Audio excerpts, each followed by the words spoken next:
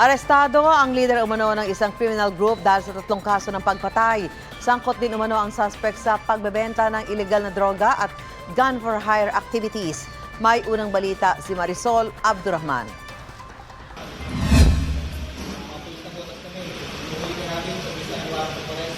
Walang palag ang lalaking ito nang arestuhin ng mga otoridad sa kasong murder sa Marilao, Bulacan. Kinilala siyang si Mark Anthony Zaragoza, leader umano ng Zaragoza Criminal Group na matagal nang wanted ng Navotas Police. Ayon sa pulisya, si Zaragoza ang suspect sa pagpatay sa isang lalaki noong December 21 dahil umano sa onsehan sa droga. Gayon din sa pagpatay sa isang Reginald Jacobe noong February 19, 2022 at sa isang Elpidio Jocades na pinatay naman umano nito lang April 23. Hindi nakapag-remit sa kanya ng ibinentang shabu.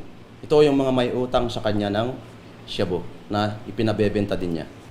Sa tingin ng Navotas Police, hindi lamang 3 ang napatay ng suspect na sangkot din daw sa iba't ibang krimen, gaya na lamang ng pagbebenta ng inigal na droga at gun for hire.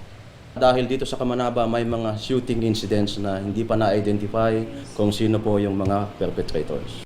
Na-recover din daw kay Zaragoza ang isang blue book na naglalaman umano ng kanyang transaksyon sa droga. Nandito nakalista ang kanyang mga pinagbebentahan at ipinapautang niya yung mga shabu na ibinebenta niya. Nagbabagsak din po siya kasi dito ng shabu dito sa Navotas City at sa mga kalapit na syudad. Tila nabunutan naman daw ng tinik ang kaanak ng isa sa mga biktima ni Zaragoza. Gumang po yung pakiramdam namin na nahuli na po yung pumatay sa kapatid namin. Nakakulong na si Zaragoza sa Navotas Police.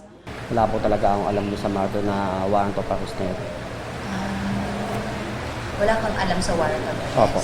Pero may totoo bang may pinagawa ng tao? Wala na po akong sasabihin din. Ito ang unang balita.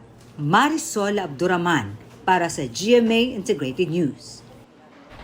Kapuso, mauna ka sa mga balita. Panoorin ang unang balita sa unang hirit at iba pang award-winning newscast sa youtube.com/GMA News. I-click lang ang subscribe button. Sa mga kapuso abroad, maaari kaming masubaybayan sa GMA Pinoy TV at www.gmanews.tv.